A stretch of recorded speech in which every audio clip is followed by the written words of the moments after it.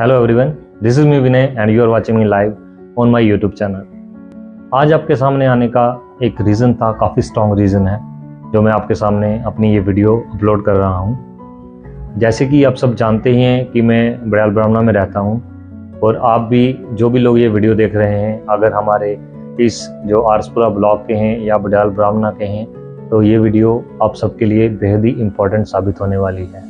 तो वीडियो के साथ बने रहें ताकि जो जानकारी मैं शेयर करने जा रहा हूँ वो आपको भी समझ में आए और आपको ये पता चले कि जिस समाज में आप रह रहे हैं उसके प्रति आपकी क्या जिम्मेदारियां बनती हैं। जैसे कि आप सब जानते हैं कि इलेक्शन भी अब आने ही वाले हैं और जो वोट मांगने वाले लोग थे वो फिर से आपके घर का घेराव करने वाले हैं। जिस तरह आज से 5 वर्ष पहले हुआ था, पंच और सरपंच की जो दौड़ लगी हुई थी गाँव में और वार्ड्स में जो कॉर्पोरेट हैं उनकी जो दौड़ लगी हुई थी वो फिर से शुरू होने लगी है। चाहे आप आरसपुरा के निवासी हों, सुचेतगढ़ के हों या गांव बड़याल ब्राह्मणा के हों, सबके घरों में अब घेराव होने वाला है। तो अपने आप को मजबूत कर लें, क्योंकि आप देख सकते हैं कि पिछले 5 सालों में आपके आसपास कितना परिवर्तन हुआ।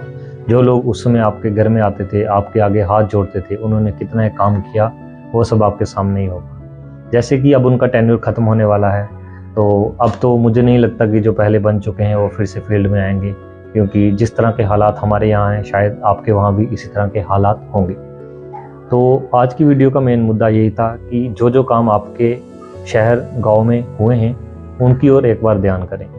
कोई भी काम हुए हो, चाहे कंस्ट्रक्शन वर्क हुआ हो, किसी भी तरह का MNREGA की तरफ से कुछ हुआ हो या आपके पंच सरपंचों ने कोई भी फंड लाया हो और उसका प्रयोग आपके एरिया में किया हो, आप देख सकते हैं किस तरह का क्वालिटी प्रोडक्ट उन्होंने यूज़ किया। अगर फिर से वो वोट मांगने आते हैं, क्योंकि वो अगर जीत के अच्छा काम किया तो फिर वोट मांगने के हकदार बनते हैं। बट जो हालात आज के हैं, जिस सिनेरियो में हम रह रहे हैं, जो एक बार वोट लेके जीत के आता है वो काम किस तरह का करता है वो आप भी सब जानते हैं अच्छे से, क्योंकि हमारा जो एक्सपीरियंस है, जो चीज़ें हमने देखी, तो वो चीज़ें कुछ आपको भी दिमाग में होंगी कि किस तरह के काम हो रहे हैं आपके इर्द गिर्द। तो किसी का नाम ना लेते हुए अभी ये वीडियो अचानक से आपके सामने लाने का मेरा एक मेन मोटिव था। जैसे कि हम बड़याल ब्राह्मणा में रहते हैं और यहाँ पे अभी जैसे ही इलेक्शन आने वाले हैं और यहीं पे रोड की कंस्ट्रक्शन का काम इतने फास्ट शुरू हुआ है कि जैसे नितिन गडकरी जी जो हैं वो मानो कि हमारे गांव में बैठे हुए हैं। सड़कों का काम इतने ज़ोरों से शुरू हो चुका है। पंच और सरपंच जो हैं वो घर से बाहर तो निकल नहीं रहे, बट ठेकेदार लोग जो हैं वो बिछाए जा रहे हैं रोड के ऊपर में। जो तारकोल पड़ता है, जो मटेरियल कंक्रीट पड़ता है, जितना कुछ भी पड़ता है वो डाले जा रहे हैं। बट इतने कम अमाउंट में डाल रहे हैं कि 100 में से आपको बताया जाए तो 10 या 15% तक का मटेरियल पड़ रहा है। अभी हमारे घर के बाहर भी एक रोड बनी, जो मुख्यतः एक कारण हो सकता है मेरी आज की वीडियो अपलोड करने का। 5-7 दिन पहले वो रोड बनी तो कल वहाँ के ऊपर से वो ट्रैक्टर गुजरा एक और वो रोड टूट गई। इसको जिम्मेदार ठहराएं। जब वो रोड बन रही तो यहाँ पर ना एक पंच था ना कोई सरपंच था। हम लोअर बड़याल ब्राह्मणा लोअर पंचायत में रहते हैं। हमारी पंचायत का एक आदमी भी यहाँ पे नहीं था जिनको वोट देके हम लोगों ने बनाया था। उसके बाद बात करें अपर पंचायत का, तो अपर पंचायत के जो भी सरपंच हैं उनको भी सभी जानते ही हैं। वो भी शायद हमें लगता है कि सिर्फ फ़ोटो खींचने आते हैं, क्योंकि जब मैं कॉन्ट्रैक्टर से बात कर रहा था कि मटेरियल किस क्वालिटी का, आप किस तरह से ये बना रहे हैं और इम्प्रूवमेंट होनी चाहिए, तो जब मैंने जो अपर बड़याल ब्राह्मणा के सरपंच को बुलाया तो वो भी पीठ दिखा के निकल गए, मतलब भागने की तरह।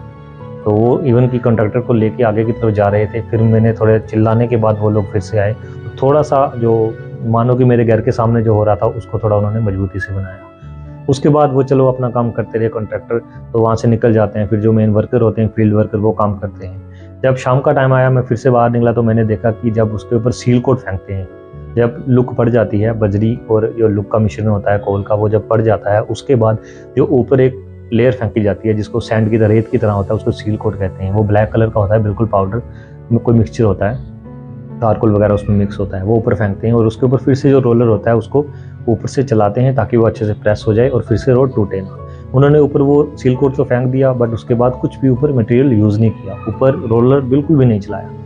जब अंधेरा पड़ने ही वाला था तो वो रोलर लेके चले गए यहाँ आगे सामने लगाते हैं। मेरी नज़र पड़ी तो मैं रोलर वाले के पीछे गया तो वो कहता कल लगा देंगे हम, कल आके। कल अगला दिन आया, कल का दिन भी निकल गया। कल के दिन मैंने उसे फिर शाम को पकड़ा तो वो कहता कि हम परसों कर देंगे, आज थोड़ी धूप नहीं थी, कल धूप से लुक फिर से गर्म होगी और फिर ऊपर हम रोलर चला देंगे। अगला दिन भी आ गया और वो यहाँ से काम करके निकल गए।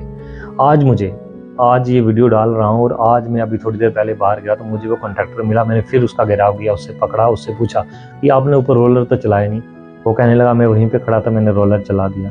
तो लुक की आज भी हालत वही है कि एक जिसकी अगर आँख की थोड़ी सी भी 10% भी रोशनी हो तो वो भी समझ सकता है कि कितना एक ऊपर से रोलर चला हुआ है। रोड आज भी टूट रही है, इवन की साइकिल के टायरों के निशान उसके ऊपर से पड़ रहे हैं। एक बाइक निकलती है, अगर 2 सवारियाँ होंगी तो वो नीचे से लुक को तोड़ते हुए जा रही है। इस तरह के काम हो रहे हैं। अगर आप मेरी बात से सहमत हैं तो इस वीडियो को फॉरवर्ड करें और अपने दोस्तों से भी शेयर करें। और अगली बार जब वो कॉन्ट्रैक्टर हों या जो भी आपके सरपंच या पंच या वार्ड मेंबर्स या कॉर्पोरेट या कोई भी हो, जब भी वोट मांगने आते हैं तो आपके इर्द गिर्द कोई भी घटना, जिस प्रकार से मैंने अपने आसपास की घटना आपको बताई, मैं तो उनसे पूछूंगा ही, इवन कि उन्हें लोगों के सामने कटघरे में भी खड़ा करूंगा। और अगर आप भी हिम्मत रखते हैं तो आपके इर्द गिर्द जो कुछ हो रहा है उस पर नज़र रखें और जो कोई भी वोट मांगने आए उनसे सवाल पूछें। धन्यवाद।